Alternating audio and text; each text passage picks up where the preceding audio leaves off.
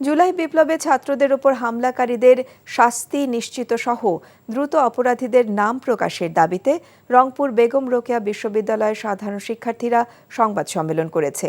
দুপুরে সংবাদ সম্মেলনে শিক্ষার্থীরা বলেন, বেগম রোকেয়া বিশ্ববিদ্যালয়ের ১০৮তম সিন্ডিকেট সভায় প্রশাসনের পক্ষ থেকে ছাত্র আন্দোলনে জড়িত ৭২ জন অপরাধীর তালিকার কথা উল্লেখ করা হলেও এখনও তাদের নাম প্রকাশ করা হয়নি।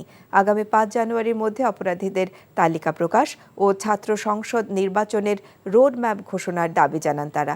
এ সময় আবু সাঈদের রক্তমাখা ক্যাম্পাসে লেজুর ভিত্তিক রাজনৈতিক কর্মকাণ্ডে জড়িতদের শাস্তির নীতিমালা প্রকাশেরও দাবি তোলেন শিক্ষার্থীরা।